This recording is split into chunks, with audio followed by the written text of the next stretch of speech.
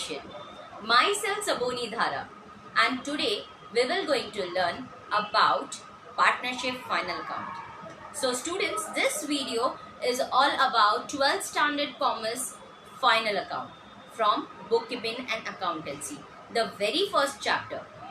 Students, जहाँ पे बहुत सारे बच्चे अभी तक अपना प्रिपरेशंस 12th स्टैंडर्ड के कर नहीं पा रहे हैं and they have lots of doubt. Those who are not going for tuitions, any classes, they can please check all the videos in my channel wherein they will get the tricks and the tips for their studies. So those who are in doubt with the final account, किस तरह से tally होगा, कैसे tally होता है and क्यों हमारे से ही टैली नहीं हो पाता है, ये सारे चीज़ों का डाउट्स आपको आने वाली वीडियोस में पता चलेगा. So stay tuned and please don't forget to subscribe my channel, that is My Dhara Education, जहाँ पे आपको बहुत सारे सब्जेक्ट्स के ट्रिक्स एंड टिप्स मिलते हैं.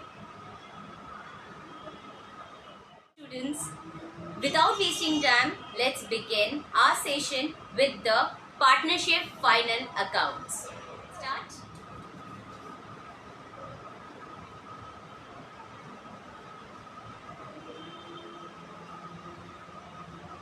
Partnership final accounts. Before beginning with the session and with the lecture, I just want to give you all a brief introduction about partnership final accounts. Partnership का मतलब क्या होता है? What do you mean by partnership? The word partnership itself suggests that it is about not a single person, it is about two or more persons come together to do the business for a common objective which is called as profit. जैसे for example, Mr. A and Mr. B, they are the best friends. उन लोग ने decide किया हम लोग best friends तो है, एक दूसरे के ऊपर विश्वास भी रखते हैं, तो क्यों ना हम लोग एक ऐसा बिजनेस ट्राई करें जो दोनों के लिए पॉसिबल हो, लॉफुल हो और जब भी प्रॉफिट होगा हम दोनों इक्वली डिस्ट्रीब्यूट करेंगे आपस में. So that is what call a partnership. That is what call a partnership. So partnership का फर्स्ट रूल क्या है? That they should have deed. Deed का मतलब क्या होता है बच्चों? डीड का मतलब होता है agreement. Deed means what? Agreement. और you can also say contract between the partners. So students, deed means what? As I just told that it is an agreement or a contract between the partners. अभी वो partners दो भी हो सकते हैं, partners तीन भी हो सकते हैं, पार्टनर्स चार भी हो सकते हैं, लेकिन उन लोग को बहुत इम्पोर्टेंटली ये समझना ज़रूरी है कि उनको एक कॉन्ट्रैक्ट होना चाहिए, एक डीड होना चाहिए, एक एग्रीमेंट होना चाहिए. Agreement can be of two types. Agreement can be of two types. The first one is called as oral, which is also to be known as verbal. Verbal agreement or written agreement.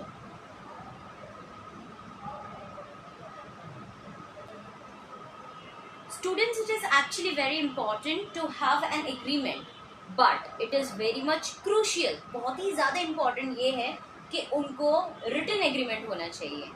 Verbal agreement का मतलब होता है कि just मुंह जुबानी आप just बोल देते हो और you know starting of the agreements, starting of the business बहुत ही सही से सारी चीज़ें होते हैं और हम लोग डिसाइड कर लेते हैं आपस में कि ओके 50% आप देंगे, 50% मैं दूंगी कैपिटल एंड जब भी प्रॉफिट होगा 50% आप लेंगे, 50% मैं लूँगी. लेकिन जब भी कुछ भी नोक झोंक हो जाता है फ्यूचर में तो ये आपस में झगड़ा यानी कि कॉन्फ्लिक्ट हो सकता है.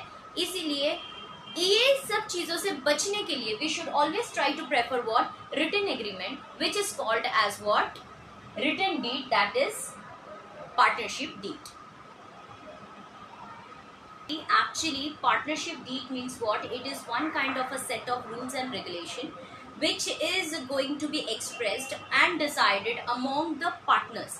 यानी कि जितने भी पार्टनर्स हो, यानी कि 2 पार्टनर हो, 3 पार्टनर हो, 4 पार्टनर हो, 5 पार्टनर हो, एनीवन, इन लोग बैठ के आपस में कुछ सेट ऑफ रूल्स बनाते हैं ताकि internal management of the firm should be responsible according to that. यानी कि जो भी आप लोग फ्रेम करते हैं, जो भी पार्टनर्स ने फ्रेम किया है आपसी डिस्कशंस मीटिंग करके, वही सारी चीजें कंटेन्स आपको एग्रीमेंट में होता है, दैट इज पार्टनरशिप डीड में होता है। And on the other hand it is helpful for the internal management, जिसको आप ऐसे भी बोल सकते हो it is one kind of an articles of association.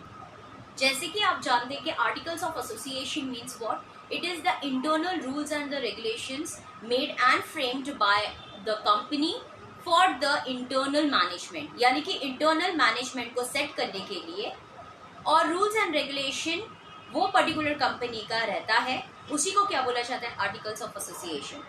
ऐसे ही पार्टनरशिप डीड में भी बहुत सारे कंटेंट्स होते हैं जिसके अंदर rules and regulation, set of rules and regulations होते हैं जो पार्टनर्स बैठ के पहले कंफर्म करते हैं and then they use to write in the agreement, ताकि ये सबको फॉलो करें, यानी कि सब इसको